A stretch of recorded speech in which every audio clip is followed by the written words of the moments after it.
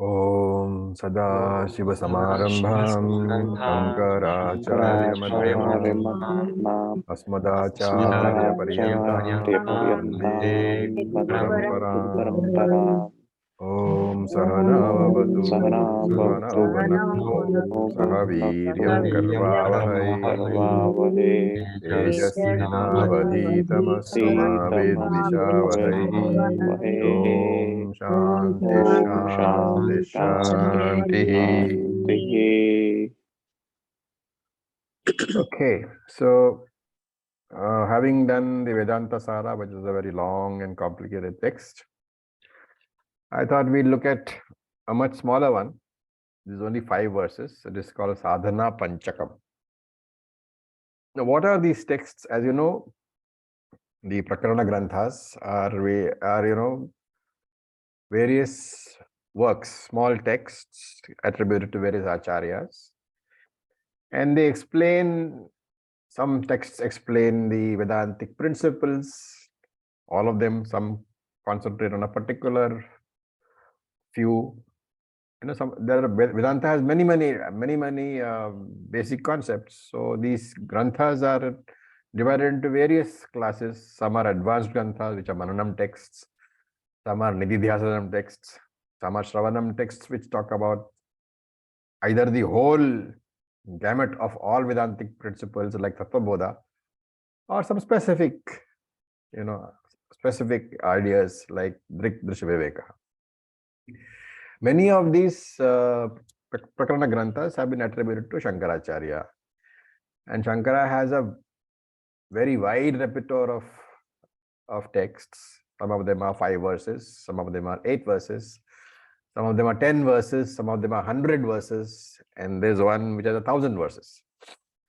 So the 5 verses texts are Panchakams. Panchakam meaning having 5 verses. The 8 verses texts are called Ashtakams.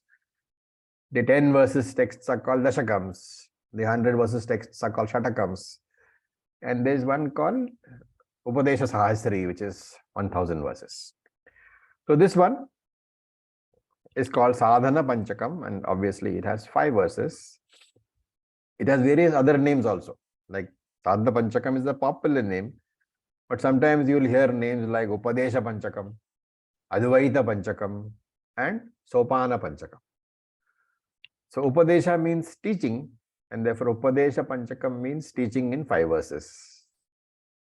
Advaita is because the entire 5 verses basically lead you up to Advaita, and therefore Advaita Panchakam it is called. And Sopana Panchakam because Sopana means a ladder, a flight of steps. So these are all instructions given in a step-by-step manner to reach the ultimate goal. Now here you will find that these verses, these 5 verses, they deal with the disciplines or the sadhanas which are supposed to be followed by every Vaidika, by every human being, and we are talking about Vaidika human beings. So disciplines to be followed by a spiritual seeker. Now in your journey, in the spiritual journey, what do you first look at? You first look at the first stage of my human life is to figure out what my goals are, to ascertain what the goals are which I want to achieve. And once I have ascertained the goals, then the next step is to do necessary karma or whatever sadhana is necessary to accomplish those goals. And this is the basic idea being presented in the Karma Kanda also, that there are many human goals, and for each of those Purusharthas, there is a certain type of karma available or jnanam available. And therefore, this scheme of life, which is in the Vedas, which is called the Varna Ashrama Vyavastha, is presented in these 5 beautiful verses. What is this Vyavastha? Vyavastha means arrangement. So what is this arrangement which is given by the Veda? So there is an arrangement called Varna Vyavastha. Now we have seen this in Tattvabodha, we have seen this in Bhagavad Gita, we have seen this in Vedanta Sara. So they are not new. So that is why we keep saying that all the texts, they present you the same teaching again and again, so that it becomes part of your psyche. You get immersed in the teaching. So Varna Vyavastha means the society is divided into 4 Varnas, 4 groups. And what are they? Brahmana, Kshatriya, Vaishya, Sudra. And this classification can be based on either the gunas or it can be based on the karmas. So you can be a karma brahmana, you can be a guna brahmana, you can be a karma kshatriya, you can be a guna kshatriya, you can be a karma vaishya, you can be a guna vaishya, and so on. So for example, and you need not be the same. From the karma point of view, you can be a brahmana, and from the guna point of view, you can be a kshatriya. That is also possible.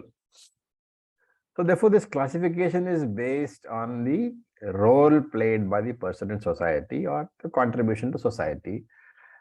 And therefore, Varna Vyavastha is a means of ensuring the progress of the society in general, to ensure that there is a harmony in society and that harmony goes along with growth. So that is one part of it, Varna Vyavastha, the arrangement of the Varnas, which very loosely we have been calling it caste system, which is not really correct because it is not based on caste. It is based on the guna and karma also, which we saw in Bhagavad Gita also. The second part of this Vyavastha is the Ashrama Vyavastha.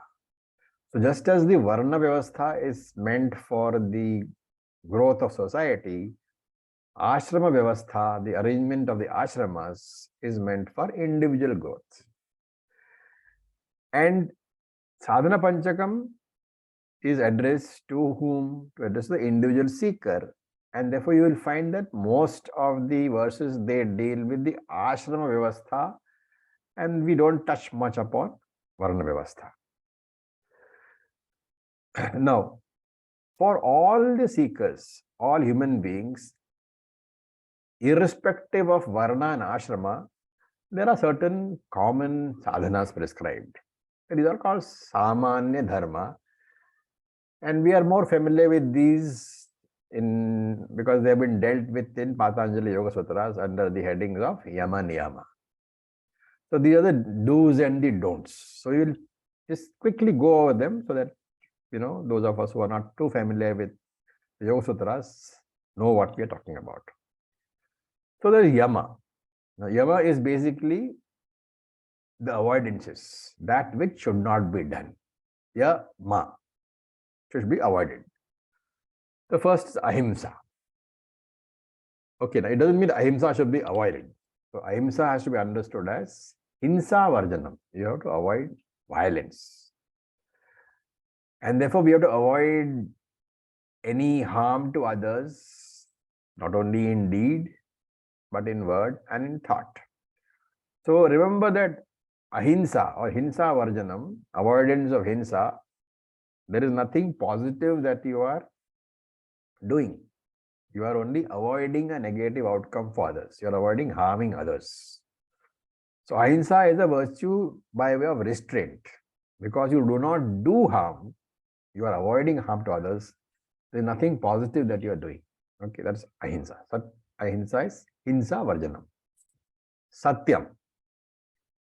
Now, Satyam also, a very common understanding is Satyam Vada, speak the truth. But the actual meaning of Satyam Vada, interpretation is Asatyam Ma Vada. Do not speak the untruth.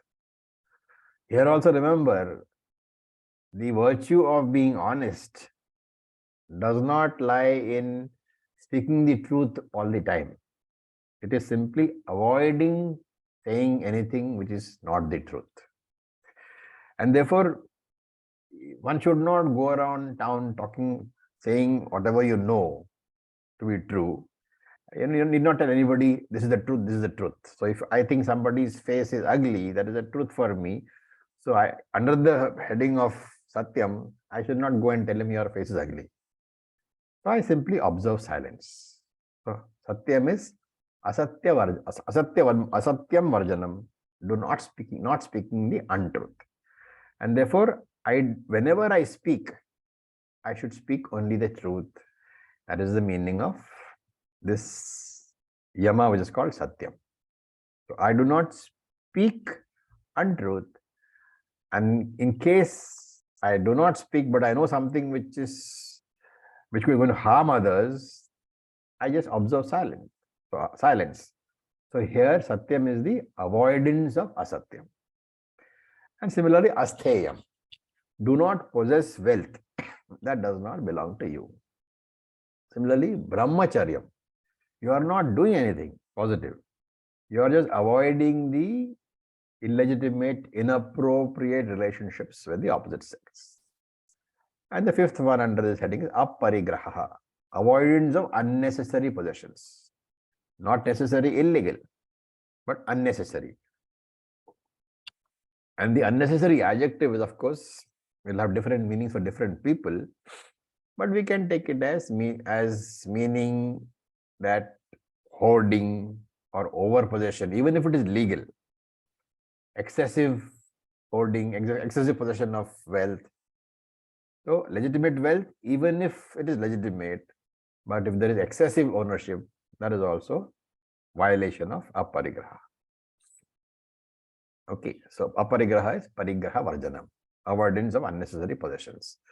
So the entire yamas, the 5 yamas, have to be understood as varjanams, avoidances. Then the positive observances are niyamas. So you can think of the yamas as don'ts and the niyamas as do's, observances. What is niyama? Shaucham, purity. So physical purity and mental purity. Santoshaha, developing a sense of contentment. And remember that this has to be worked upon, because any amount of material wealth you get, it is going to be limited only. And to be able to be satisfied with whatever I get and not strive for more, that also requires effort. So Santosha is positively developing this sense of contentment. Then there is tapas. Now, tapas doesn't necessarily mean that I have to torture myself. It is just a way of ensuring that I avoid slavery to my organs. And so every now and then I will say no when my mind wants something, just to convey a message to the mind that I am in charge and that you are not the boss, I am the boss. So if I like ice cream 7 times a week, then I will say, okay, for the next week, I will have 6 times a week. The week after that, 5 times a week. The week after that, 4 times a week. So willful self-denial. Your effort has to be willful. And self-denial, you know what it is for. You know that it is to show that you are the master of your sense organs and not the other way around. Then the fourth one is swadhyaya. So swadhyaya here is study of the scriptures, especially the parayanam, the chanting. You can chant with meaning or without knowing the meaning, but either way, parayanam is considered to be a positive discipline. Of course, chanting with meaning is much more beneficial. And the last one is Ishvara Pranidhanam, the worship of the Lord. So here in these in this Panchakam, these 5 Samanya Dharmas, these 10 Samanya Dharmas, that is Yama Niyama, Shankara does not discuss. But he talks about Vishesha Dharma, specific dharmas to each ashrama. This Yama Niyama was what? It was Samanya Dharmas, general duties or general disciplines applicable to all people, irrespective of ashrama and varna, right? These 10, that is Yama Niyama, are outside the varna ashrama, encompassing beyond that. So whatever varna you are in, whatever ashrama you are in, you are still supposed to do all these 10 as a spiritual seeker. Shankara talks about Vishesha Dharma, specific dharmas appropriate to each ashrama. So let us look at the ashramas. The Brahmacharya ashrama, the first one. It is the first stage. It is a stage where a student is supposed to study the Vedic scheme. Why? Because the rest of his life has to be spent in implementing the scheme. And unless I know what the scheme is, I cannot implement. Therefore, the student studies the Vedas. And in those days, it used to be 12 years. So you start maybe at 8 years of age and finish by 20. And when he studies, he learns what should be done in each ashrama and what is prohibited in each ashrama. These are called Vidhi Nishedas, the rules of doing and the rules of not doing. And once he has finished the studies, he is called a Brahmachari. So Brahma Acharati iti Brahmachari, that one who is on the path of Brahman. And here it is Veda. Brahma is equal to Veda. So one who is studying the Vedas is a Brahmachari. Not necessarily. Though Brahmachari has come to mean bachelor, not married status, it is only because during those days when he was studying, person did not get married. So Brahmachari is basically a student of the Vedas. Incidentally, also it is not married because he did not get married until he finished his studies. Therefore, the first stage in your spiritual development is to be aware of the grand design of the Vedas. Once you have finished your Brahmachari status, Brahmachari ashrama, you go to Grihastha ashrama, in which you take up the life of activity as prescribed for a particular varna, right? Remember that in Grihastha ashrama, all the varnas are there. And each of those varnas had specific duties prescribed in Karma Kanda. And in all these, in the entire scheme of things, Ishvara was the center of activity. And therefore, there is a life of activity which is centered around Ishvara, which is called Karma Yoga. All this is discussed in the preliminary portion of the Vedas, or the predominantly first portion of the Vedas, which is called Karma Kanda or Veda Purva also. What is the objective of the karmas prescribed in the Veda Purva or the Karma Kanda? It is to ensure that by following the disciplined life, I get some sort of mental purity. And this mental purity is called Chitta Shuddhi, also called Antakarana Shuddhi. Effectively, it means that I am more or less free from the Raga Dvesha hold, from the traps of likes and dislikes. I have managed to free myself. Because, and what is the reason? Because all these Raga Dvesha are disturbances of the mind. A person who has a very strong Raga Dvesha will have very strong disturbance of mind. And therefore, the less I am under the hold of Raga Dvesha, the less will be the disturbances in the mind. And this is what Krishna says in the 3rd chapter also. You should free yourself from the hold of Raga and Dvesha. Tayorna Vashama Gachet, he says. Do not fall under their hold. The freedom from likes and dislikes expresses as what? A certain amount of equanimity of the mind, which we call Samatvam or Chitta Shuddhi or Raga Dvesha Nivrittihi. This is the benefit of Karma Yoga. Then there is a 3rd stage after Grihastha ashrama, where extroverted physical activities have been reduced. I have withdrawn from the commercial activity of my life. I have handed over to my children. But remember that this activity has not fully stopped. The withdrawal should be gradual. So slowly, my karma meant for commercial purposes, for earning purposes, should be reduced, and my mental disciplines in the form of upasanas, etc., should be stepped up.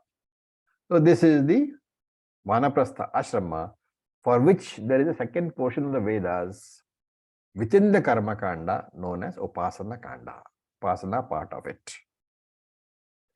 What happens in this stage? A person goes through the discipline either by leading a quiet life at home. You can be at home. There is no necessity to go to the, though it's called Vanaprastha, essentially means going to the forest. In the modified scheme of things, we are saying that you can stay in your house, but you should withdraw from commitments to the family and give more and more time to Upasana. What is the benefit of this? It will give you the Chitta Ekagrata, capacity to focus the mind. Remember, the Grahastha Ashrama is supposed to give you Chitta Shuddhi. And Vanaprastha, because why? Because Grahastha Ashrama is focused on karma. Vanaprastha Ashrama is focused more on Upasana. And therefore, it is supposed to address the second Mala, which is Vikshepa. And therefore, it's supposed to give you a certain amount of Chitta Ekagrata, firmness of mind which has the capacity to focus. And hence, by the time you have gone through Grahastha Ashrama and Vanaprastha Ashrama, you have acquired Chitta Shuddhi and Chitta Ekagrata. You address the two major impurities of your mind. One is Mala and one is Vikshepa. These have been addressed. And the last stage is Sannyasa Ashrama, where you are basically, you physically renounce the world, you renounce your family, you renounce your house, and you become a sannyasi. Sannyasa means to renounce. Sannyasa means to completely renounce. So you're free, you are supposed to be free at least from all psychological dependencies. Now, if you are really going through the external form of sannyasa, you're going to wear saffron robes and leave the house and go away, you are a bahya sannyasi, you are an external sannyasi, formal sannyasi. But there is another way in which you can stay at home and renounce mentally, then you are an internal sannyasi. So in stage 1, therefore, you have to go through this, in this stage at Sannyasa Ashrama. This is the final stage. What must you go through? You must go through Jnana Yoga, the pursuit of spiritual knowledge. And it is here that the Jnana Kandam or the Vedanta part of the Vedas comes into being. Before all this, in all the three ashramas, in Grahastha, in Brahmacharya, Grahastha and Vanaprastha, what is relevant is the Purva Veda, the Karma Kanda. In Sannyasa Ashrama, what is relevant is the Jnana Kandam or Vedanta. And by following this spiritual knowledge, by understanding the knowledge completely, a person becomes a Jnani, a Jivan Mukta. This is a brief background about this particular text. I presume most of you are already familiar with this, right? With this whole scheme of things. But if you are not, if there is any question, we can answer now before going into the verses.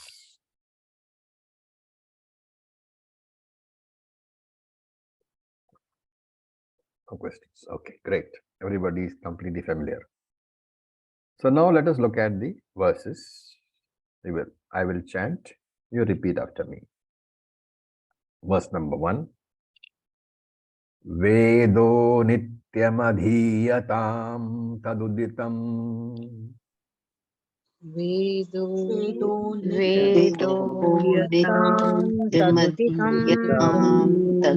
taduditam Karma sanushtiyatam. Karma Tene sasya vidhiyatam apachitihi.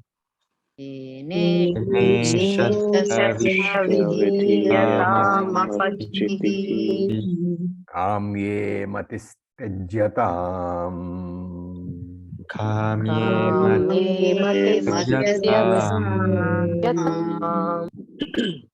Papaughav paridhuyatam bhavasukhe.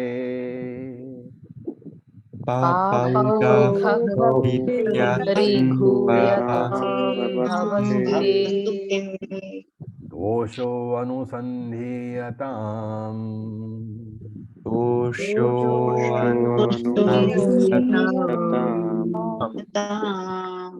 Atmecha vyavasiyatam nijgrahat.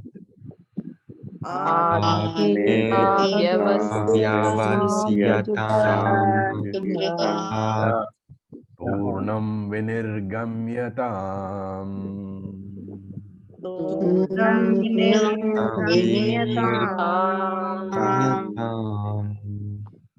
Okay, now let's look at what this means. Vedaha adhiyatam. May you study the Veda nityam. Nityam means regularly, all the time. May you study the Veda. So, meaning that you should study your own Veda. Everybody in the old days was supposed to belong to one basic Veda. So everybody has his own Veda. Somebody has Rig Veda, somebody has Sama Veda, and so on. So at the minimum, you should study your own Veda. Of course, if you have the time and the inclination, you can study two Vedas, and then you can be a Dvivedi, or you can study three Vedas, and you can be a Trivedi, or you can study all the four Vedas, and you can be a Chaturvedi. But the idea here is that at least your own Veda you should study thoroughly. And in some of the Upanishads, like Taittiriya Upanishad, this instruction is given very clearly. There should be no laxity towards the study of your own Veda. So when you say this, which stage is Shankaracharya referring to? He is referring to Brahmacharya Ashramam.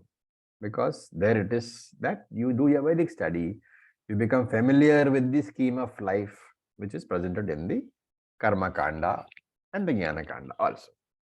What does one do? One learns the chanting, the Parayanam.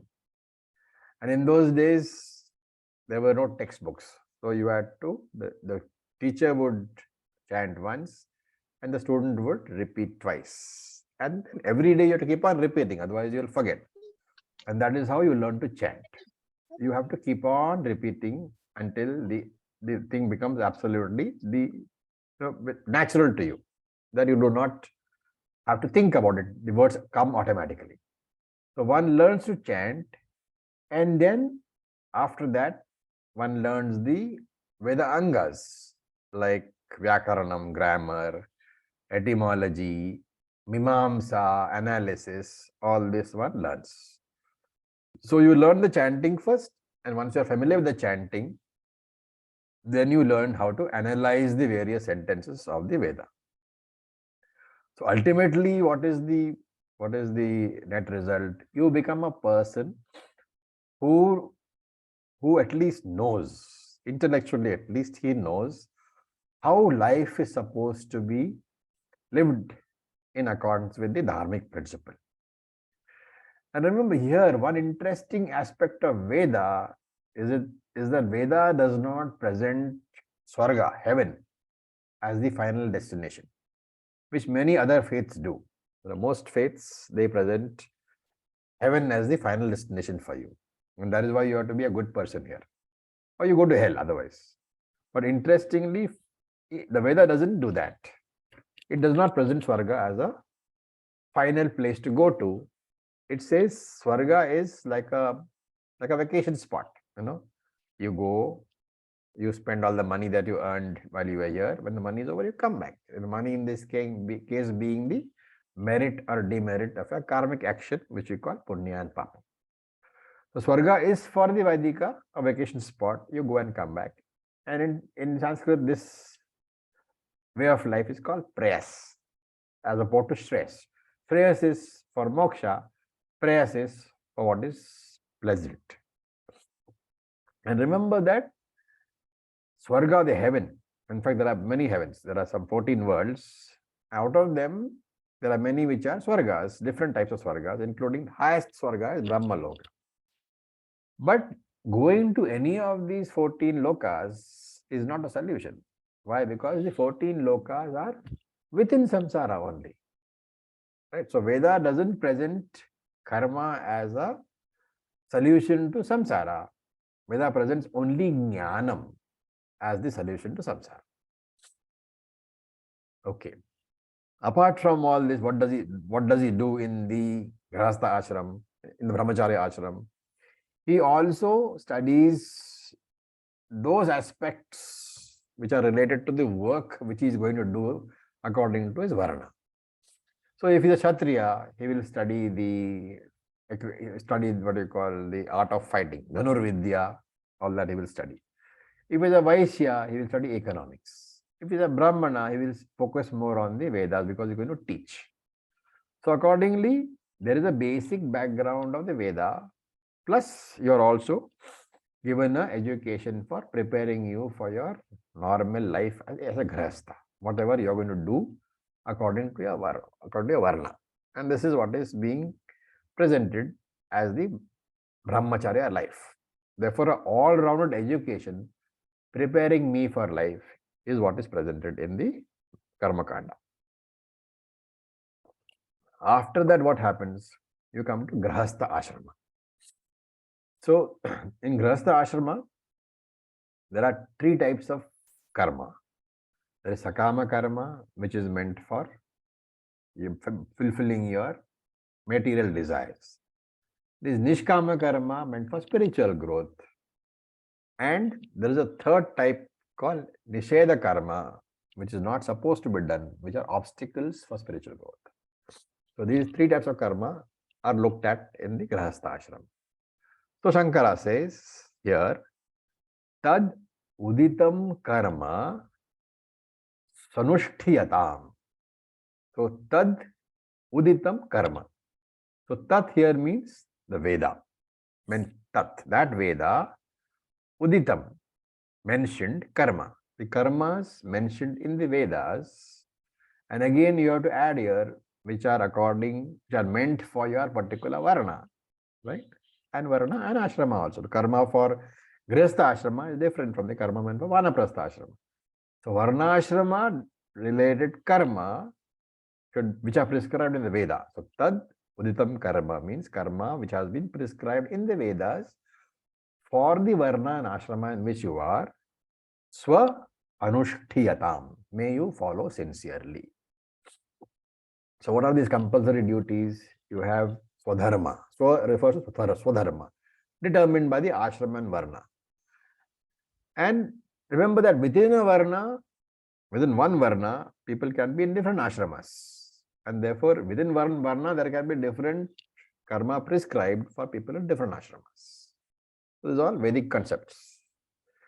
And in modern day, because we no longer follow all this, we have, compressed into what we call the Pancha Mahayagnas, which is taken as the Swadharma, which is common to all Varnas. So in today's context, whenever we say Vaidika Karma, we can look at the Pancha Mahayagnas instead of individual prescriptions by the Vedas, because in any case, they are not really followed. Most of them are not relevant also nowadays. So what are the Pancha Mahayagnas? There is one called Deva Yajna, worship of the Lord. So every day you have to spend some time, irrespective of your varna, irrespective of your ashrama, you have to spend some time in the worship of the Lord. And you can do whatever mode of worship you want. Simply offering flowers, or simply doing a small puja, or going to the temple to do a puja, or any way we want, you can do so, right? Or simply pouring milk or water over the Shiva Lingam. There are so many ways in which Deva Yajna can be done. What is important is you must dedicate exclusive time every day for worship of the Lord. This is called Deva Yajna. The second one is Pitra Yajna. Again, these ideas are not new. We have seen all these where we have seen them in the Bhagavad Gita when we were discussing the third chapter. So Pitra Yajna is there. We have to do something for the worship of our forefathers. And it is because of the forefathers, even though I may never have seen them, it is because of them that I am here today. And because I am here today, I have the opportunity to study the Veda and to try to get moksha in this life. So I am grateful to my forefathers. I am indebted to every forefather of mine, because for what? For my mere physical existence. And that itself is enough for me to worship them. It is not to say that your forefathers were all, very, very noble people. They may have had some weaknesses, but still, just to express gratitude for one's physical existence, we worship them. And for that, the Vedas have prescribed certain karmas like Shraddha, Tarpana, etc. So different people may express gratitude in different ways, and that is not material. How you do it is not material. You can do a puja, you can do a formal puja, you can do a mental puja, you can, give charity, you can give dhanam of food, anything. What you are doing is not material. What is material is that the gratitude should be expressed. So that is Pitra Yajna, the second one. Then there is Brahma Yajna. So you have to distinguish between Deva Yajna and Brahma Yajna. Deva is involving Ishvara. Brahma here means the Vedas. So worshipping the Vedas. And along with the Vedas, you worship the Acharyas involved in the propagation of the Vedas, because they go together. Therefore, you worship them also. We are indebted to the Rishis also, because they are the ones who are responsible for the preservation of the Veda, and therefore for the fact that today the Veda is available to me. So how do I do this? I can do this best is by teaching, but for that I have to study also. So either by direct contribution in the form of studying the Veda or teaching the Veda, I can do Brahma Yajna. And if that is not my frame of mind, then I can do some indirect contribution by supporting the institutions which are doing a job of preservation and propagating the scriptures, or supporting the ashramas. That's the third one. And the fourth one is Manushya Yajna. So we are indebted to every human being in this planet, because we are supported by so many human beings in our daily life. Every moment of my existence is because somebody has worked or is still working. So some farmer has toiled in the field, the food has come. Somebody has gone and milked the cow, the milk has come. So for everything that I do, there is some other human being who is responsible. And therefore, Manushya Yajna, gratitude to all Manushyas, is one form of worship. And I must do something purely for the sake of doing. So all social service, for example, comes in the Manushya Yajna. Putting up charitable hospitals, all this part of Manushya Yajna. And then there is Bhuta Yajna also, fifth one. And these Bhutas is living beings, not the Bhut Pret Bhutas, not the ghosts, not disembodied spirits, but this is all living beings, and who are generally considered one step or two steps below human beings, animals, plants. And this broadly can be classified into, today it can be classified as environmental protection.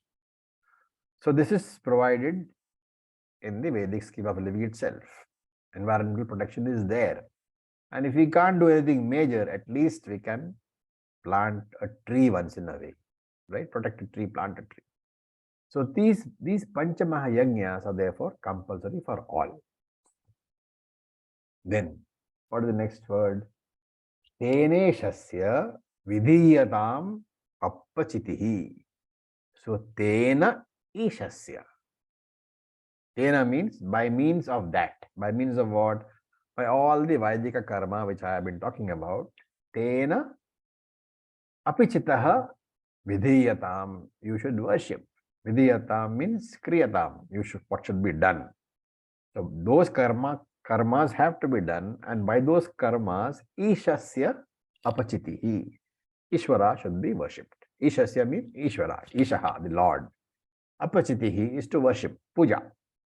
So tena, by those karmas, ishasya apachitihi, worship of Ishvara should be done. Vidhiyatam is a word just to lend emphasis, it should be done. So let the Lord be worshipped through your Swadharma alone. Through the Panchamaha Yajna which you do every day, let the Lord be worshipped. And again, this implies what? Grihastha Ashrama. So in this background, remember, for us as Vaidikas, followers of the Karma Kanda and the Vedas, we look upon all activity as duty alone. For us, there is no secular karma, nor is there any sacred karma. This secular karma and sacred karma division happens in many faiths. But in our outlook, in the Vedas outlook, every karma is what? It is dharma alone. Because it is, every karma of yours arises from some mandate of the karma kanda. Therefore, what are you doing? You are doing your duty alone, obeying the dictates of the karma kanda. And that is what is called dharma. What karma kanda does, that action which you do, which is in harmony with the karma kanda, which is obeying the karma kanda, prescriptions, that alone is called dharma over here. So for a Vaidika, there is no word like secular or sacred in his karma. Everything is dharma only. And we saw this in Bhagavad Gita. Nitya karma kurutvam. Do your duty. Doing what has to be done. That is what we saw in the third chapter. Doing what has to be done. Doing what has to be done is to be in harmony with Ishvara. Why? Because by doing my duty in any given situation, what am I doing? I am looking upon every given situation as non-different from Ishvara. So for me, Ishvara is present not in Kailasha or in Vaikuntham or in my puja room or in the temple. He is present in front of me every moment of my life, every situation that I face. I look upon that as Ishvara alone. And therefore, if I am able to generate and maintain Ishvara Arpana Bhavana and Ishvara Prasada Bhavana, all karma becomes offering. I become a karma yogi. And therefore, Shankara here is talking about karma yoga. And therefore, he says, Kamye matihi tyajyata. So, kamya here means sakama karmani, desire driven actions. Kamye matihi, the sakama karma buddhi, the attitude of doing karma for the sake of fulfilling your desires, tyajyatam. May you gradually reduce. May you gradually give it up. How to reduce? If Ragadvesha gets reduced, how? By Swadharma Anushthanam. So Karma Yoga involving Ishvara Puja, which gives Ishvara Anugraha, which gives what? Chitta Shuddhi. So this is what we have learnt in chapter 3 also of the Bhagavad Gita, that becoming a karma yogi, what is the net result? It gives you chitta shuddhi. And becoming a karma yogi doing upasana gives you chitta shuddhi and chitta ekagrata. What is the result? Your mind will be like a clean river where you can see the river bed. So a clean mind has no disturbances. And therefore what happens? He says, Papa Ogaha. Ogaha means a bundle. The bundles of papas. So all the ragadvesha of yours, which is what? Not just the prarabdha, but also the agami of in this life. Remember, this is not sanchita karma, okay? This is only prarabdha karma. Sanchita karma we are not dealing with here. So when Krishna says in Bhagavad Gita, Vidhi enam vairinam, raga and dvesha, they obstruct spirituality. Therefore, this papa ogaha, this bundle of ragas and dveshas, what must you do? You must reduce. Paridhuyatam should be eliminated, should be cleaned. And once the mind is clean, what should you do? Bhavasukhe doshaha anusandhiyatam. Bhavasukam means the pleasures of this world. Dosha is defect. So every dosha, the Vedanta looks upon bhavasukha, worldly pleasures, as a defect. Anusandhiyatam, may you dwell upon it. May you meditate upon the fact that bhavasukha is dosha. That all the worldly pleasures are basically defects only, basically doshaha only. And we saw Trividha doshaha of karma. What are they? The first one is every karma is dukkha mishritatvam. It is, every karma has some sukham, no doubt, has some pleasures, but mixed with sorrow also. So dukkha mishritatvam. And what are the threefold dukkhams? Why is it mixed? Because when you get some result which you want, it is definitely pleasurable. But involved in that result is the pain of acquiring that particular object, the effort and pain involved in maintaining the object, and again the final pain involved in losing the object, because no object is ever permanent. And therefore, every pleasure is mixed with three types of pain: acquisition, maintenance, and loss. So, dukkha mishritatvam is one of the defects. Then the second defect is atripti karatvam. However much of material objects you gain, it will never satisfy you. If you have made your first million, it will be happy for a few days, and then you'll want the second million. So atripti karatam, you are never triptaha. Karma never lets you be content because there is always more karma to be done. And then bandhakatvam, that attachment to karma, it becomes a bondage, and you find it difficult to get out of that bondage. And therefore alone, he says, Kamye matihi tyajyatam. May you give up all the desire-driven activity. What does it imply? Vairagyam. The true value of something you must understand. Wanting a particular object is okay. There is nothing wrong with wanting, let us say, success in your job. What is wrong is thinking that that success will make me happy. So wanting something is fine, but wanting it with the objective that it will make me happy is the delusion. Using material things is fine, but leaning upon them for security is avoidable. That is what is being said over here. And then what should you do? Atma Ichcha Vyavasiyatam. May you entertain Atma Jnanam, the desire for Atma Jnanam. Having realized that Anatma cannot be relied upon for security, for my happiness, I should turn to the permanent Atma for my security.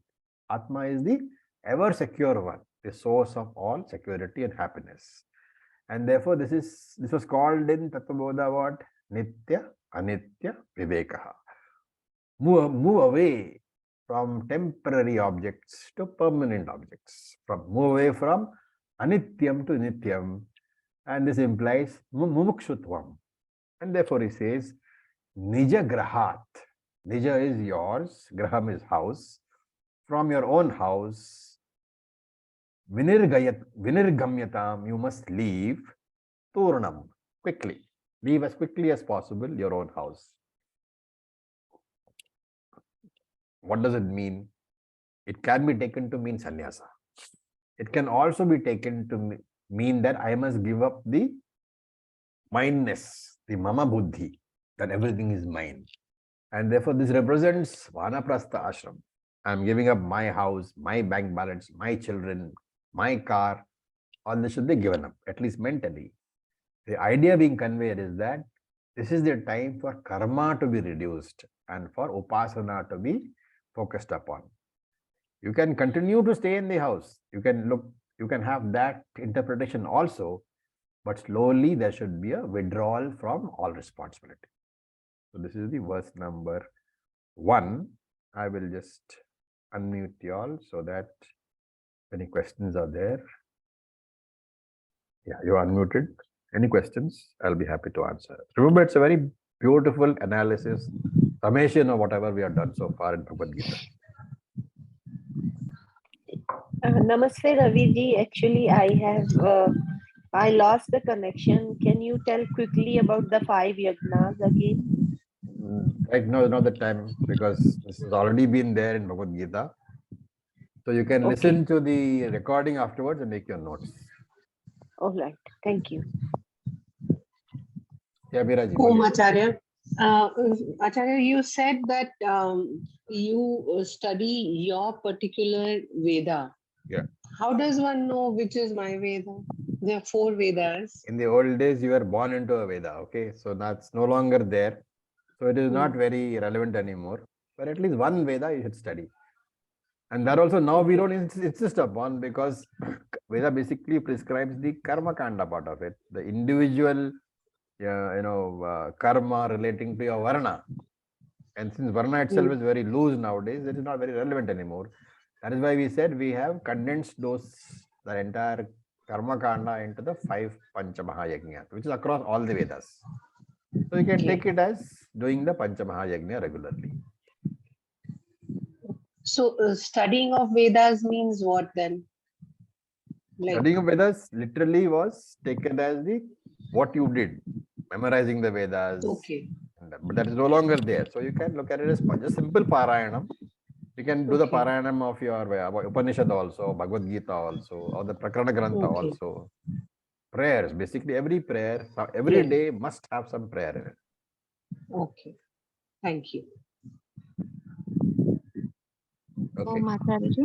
Yes, Rinkeji. So here, Nich Grahiturna, Grahak, I mean, being free from the bondage of the home, essentially, it can we also interpret it as, moving away from the identification of the body, mind, and intellect complex? Does No, that? no, no. This is, remember, this is Karma Kanda, pure and pure Karma Kanda. Okay. But you can withdraw from, basically, see, this is it's a sequence, right? There's Brahmacharya ashram, then the Grihastha ashram, then Vanaprastha ashram. So assuming you spend 20 years 20 in each ashram, you are already 60 when you reach Vanaprastha. Right. So you are looking at people who are physically also wanting to withdraw from regular activity. Okay. So essentially, withdrawal from home means from your comfortable surroundings, essentially. No, not necessary. You can stay in your air-conditioned bedroom. Only Okay. stop involving yourself in the business, in the business of running your family. Hand it over to your children. If you're there with your children, hand it over to your children. Let them hand over, do whatever they want. Too often, we are not able to let go of our business. You want to continue to be on the board of directors, even though your children are old enough. Mm. So basically, withdrawing from responsibilities. Why? Because the time you save no longer doing those responsibilities, fulfilling those responsibilities, is now available to you for upasana. That is the reason. Right. Thank you. That is why they say vanaprastha. You go away. But then there are no vanams nowadays. There are no forests, so you can't go anywhere. So you stay within a AC bedroom, no problem. But withdraw from activity. Thank you. Acharya Om Acharya, is this- this a verse form? Is there a meter to this? Or This is a this meter which I'm particular chanting. text? I don't know the name of Yeah. the meter, but it is chantable very much. Okay. Okay. Acharya ji, the daily chanting from Sivananda Ashram, can it be added as a Parayanam? It can be. Any prayer is a Parayanam. But ideally, since you're all Bhagavad Gita students, I would say you should chant at least one chapter a day. It's not all that difficult. It takes you maybe, and I'm not saying you chant it at the way in which we chant in the classes. You can chant faster. The Parayanam chant, when we do in the ashram, or even when we do on Purnima days, on Ekadashi days, how long does it take? Ji, Acharya ji. Has anybody We of do. you people attended this chanting classes over here? The full Gita class, how long does it take? Namaste, 3 Ravi. hours. It takes 2.5 hours. And Ekadashi comes, of course, every 11 days, but twice in a month. But then we don't do it all that often. At least once in a month, can you not spare 2.5 hours? Yeah, Namaste, Raviji. Yes, namaste. Raviji, right now, I am in Grahastha life, but we are still studying this Vedas and we are learning this to renounce and Vairagya and all. And sometimes in real life also, we feel like I don't want to do this and I don't want to. See, I Then- have said again and again, I have said that, even if you are, developing dispassion, which you are bound to happen, the whole scheme is designed that if you study the Gita sufficiently, dispassion will come. But it is supposed to be mental condition. You are not supposed to go and tell your husband, no, I am dispassionate, You don't do that. You might find it very difficult to live your life. Or you don't go and tell your child that doesn't matter to me what you do, I am dispassionate. There is a role that you have to perform as a spouse, as a mother, as a father. These roles have to be fulfilled. Children need your love and affection, they have to be given. The family relationships need your love and affection, they have to be given. Mentally, however, that thing should be there that yes, I am slowly going beyond getting disturbed by the actions of my family. but sometimes it happens like we don't feel that much connection or involved on this in these activities and things which are going around. Like, Agreed. I'm not saying no. I also know that most of the times, for example, I don't go with my wife for all the parties that she wants to go to.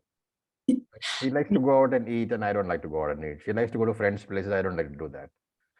But okay, you may not do it all the time, but at least some of the time you must do it because there is a responsibility there. yes. That responsibility you have to be aware of and you have to fulfill. But remember that the fact that you are studying the Veda automatically puts you under the weird category. Okay, people are weird who study the Veda. That we accept that people are going to call you weird. This happens. But the peace of mind, the strength of mind that you will derive from this will be something which nobody else can even understand. When the whole world is falling apart for them, you will still be smiling. Thank you. Om Acharya. Yeah, Kush. Eh, Sorry. So when many times you mentioned that when we are talking about the people that become sannyasa, that they should go first mentally through all the ashramas. How does it happen? No, I've not understood the question, June. Could you repeat? Is my voice clear? Yeah, it's clear. Okay, so sometimes in the Bhagavad Gita discussions, we have talked that people that wants to take sannyasa, they should go first mentally through all the ashramas. So how No, I'm not saying that. See, you should be very clear about one thing. Do you have strong likes and dislikes? If you have strong likes and dislikes, remember that getting into sannyasa is one of the most dangerous things you can do. Because in sannyasa ashrama, you do not have any avenue to fulfill those likes and dislikes. And throughout the Gita, throughout the Karma Kanda, what is the point being made? That you have to fulfill the likes and dislikes. And by regularly fulfilling them, what will you conclude? That the fulfillment of these likes and dislikes is a temporary thing because new likes and dislikes come up. And once this happens over a period of time, then only will you realize the value of that there is no real permanent happiness arising. Then only will the mind shift towards Jnanakanda. So that is what is meant. So there is mentally going through means, what I mean is that even if physically you don't go through, by the time you reach Vedanta, mentally you should go through in the sense that you should have done your grihastha duties that you physically do. Vanaprastha you go through mentally. Because anyway, in Japan, I doubt you'll find a forest, okay? So, you can't go to the Vanam anyway. You withdraw into your bedroom. But make sure that mentally you are withdrawn from the activity. That is what is meant. Thank you. Om Acharyaji, Yes, Rinki. Swadharma or the spiritual unfoldment of the self is the primary dharma of everyone. Your very purpose of life as a human being, in fact, a purpose of life, any living being is basically one. That is to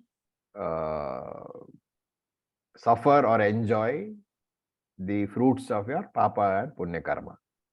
But as a human being, you have additional responsibility, that is to get moksha. So only as a human being, you have two purusharthas. You have the moksha purushartha also. But for the others, there is only enjoying or suffering.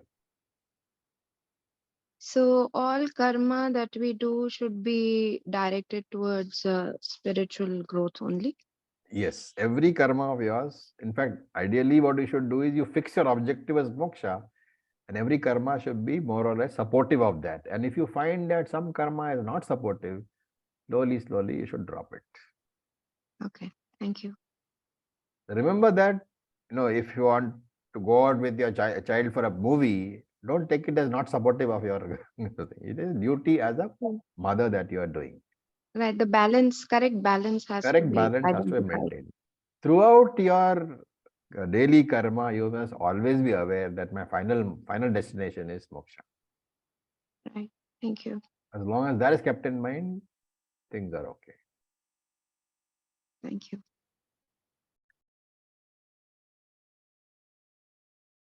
Okay. So with this, we'll stop for today. There was only one verse. Om Purnamadav Purnamidam Purnat Purnamudachyate